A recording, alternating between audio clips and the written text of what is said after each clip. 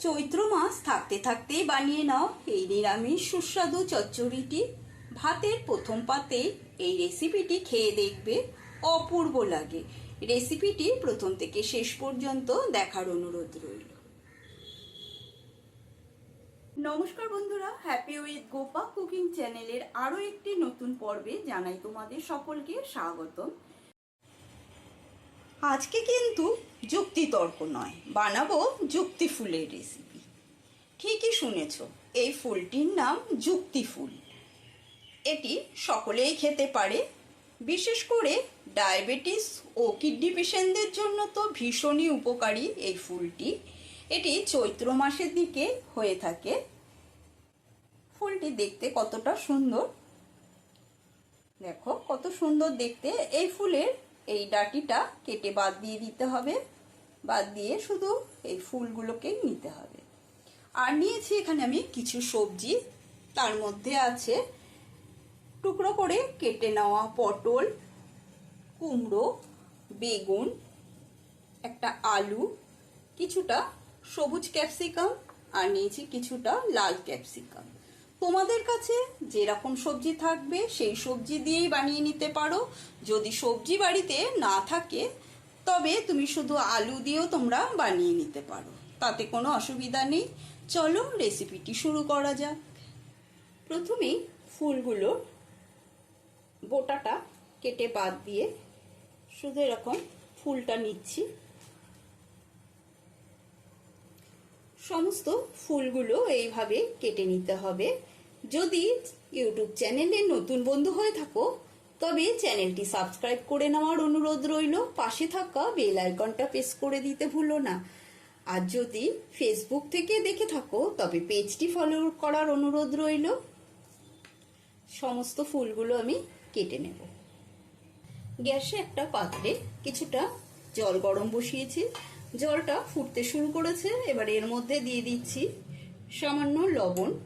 এই লবণ জলের মধ্যে যুক্তি ফুলগুলো দিয়ে একটু সেদ্ধ করে নেব, কারণ যুক্তি ফুলটা একটু তেতো হয়। এই ফুলটা তেতো হলেও খেতে কিন্তু ভীষণই উপকারী। আর যদি একটু গরম জলে এরকম সেদ্ধ করে নাও তবে তেতো ভাবটা অনেকটাই কমে যায়। আমি বেশি ফুল ব্যবহার করিনি, অল্প করেই ফুল দিয়ে বানাচ্ছি।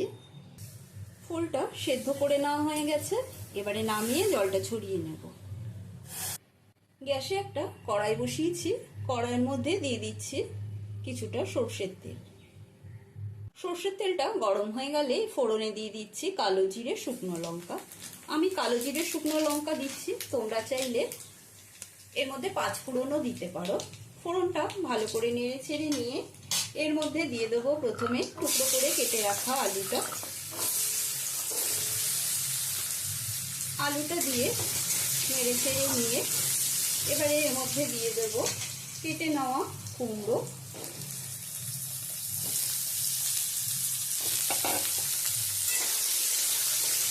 কুমড়োটা দিয়েও ভাজা ভাজা করে নিয়ে দিয়ে দিতে হবে এর মধ্যে টুকরো করে কেটে রাখা পটল,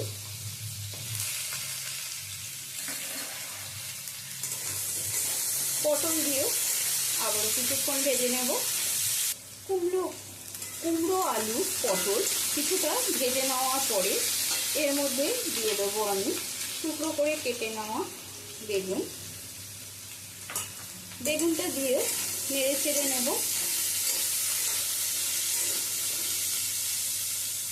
এরপরে দিয়ে দেবো কেটে নেওয়া সবুজ ক্যাপসিকাম আর লাল ক্যাপসিকাম।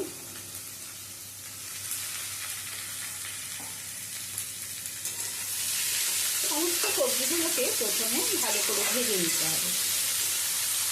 সমস্ত সবজি ভাজা বসিয়েছি, এবারে একটা মিক্সার জারে দিয়ে দিচ্ছি এখানে উঁচু উঁচু 4 চামচের 1 চামচ কালো সর্ষে, আর দেব একটা কাঁচা লঙ্কা। যেহেতু ফুলটা সামান্য একটু তেতো আছে সেই জন্য বেশি ঝাল দেব না। এবারে এটা শুকনো ঘুরিয়ে নেব। সর্ষে আর কাঁচা লঙ্কা শুকনো ঘুরিয়ে নিয়েছি। এবারে এর মধ্যে দিয়ে দিচ্ছি সামান্য লবণ, দিয়ে দেব কিছুটা জল দিয়ে মিহি পেস্ট বানিয়ে নেব। মিহি করে পেস্ট বানিয়ে নিয়েছি।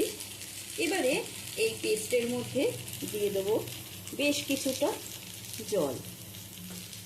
জল দিয়ে ভালো করে গুলিয়ে নিয়ে এই কাচের বাটিটার মধ্যে ঢেলে রাখলাম। সমস্ত কালারফুল সবজিগুলো ভেজে নেওয়া হয়ে গেছে, সবজিগুলো অনেকটা নরম হয়ে গেছে। এবারে এর মধ্যে আমি দিয়ে দেবো, প্রথমে দিয়ে দিচ্ছি হাফ চামচ জিরে গুঁড়ো, দিয়ে দেব হাফ চামচ হলুদের গুঁড়ো, দেব স্বাদ অনুসারে লবণ, আর দিয়ে দিচ্ছি সামান্য গোলমরিচের গুঁড়ো। এটা অপশনাল, তোমাদের পছন্দ হলে দেবে, না দিলেও চলবে। এবারে দিয়ে দিচ্ছি সামান্য জল, যাতে মশলাটা পুড়ে না যায়। জল দিয়ে সমস্ত গুঁড়ো মশলার সাথে সবজিগুলো কষিয়ে নেব। ভালো করে 3-4 মিনিট ধরে কষিয়ে নেব। এবারে এর মধ্যে দিয়ে দিচ্ছি কিছুটা ভিজিয়ে রাখা কাঁচা ছোলা,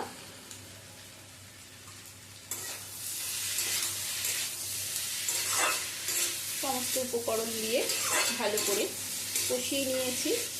কষিয়ে নেওয়ার পরে এবারে দিয়ে দেব আমি চিনি। আমি চিনি দিচ্ছি, তোমাদের ইচ্ছে না করলে চিনিটা বাদ দিয়ে দিতে পারো।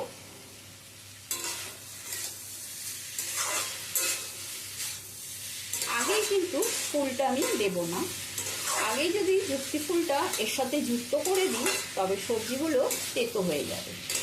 সেই জন্য আগে কখনোই এই যুক্তি ফুলটা যুক্ত করবে না, সবজির সাথে যুক্ত না করে। আমি এবারে দিয়ে দেবো এর মধ্যে সর্ষে জলে গুলে রেখেছিলাম, এই সর্ষের গোলা জলটা দেব। জলটা দিলাম, দেখো ছিবড়েটা ফেলে দেব।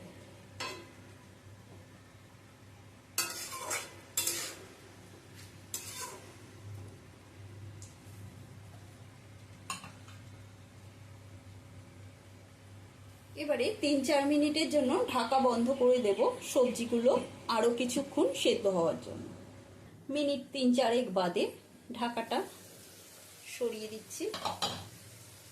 দেখো জলটা শুকিয়ে গেছে, সবজিগুলো সেদ্ধ হয়ে গেছে। এবারে এর মধ্যে যুক্ত করব যুক্তি ফুল। আমি যে কোনো তেতো জিনিস রান্না করার সময় তেতোর জিনিসটা আগে মেশাই না, সবার শেষে তেতোটা মেশাই, যাতে করে বাচ্চারাও খেতে পারে, এতটা তেতো লাগবে না। মিশিয়ে দিলাম। মিশিয়ে দেওয়ার পরে এবারে নামানোর আগে দিয়ে দেবো 1 চামচ মতো সর্ষের তেল।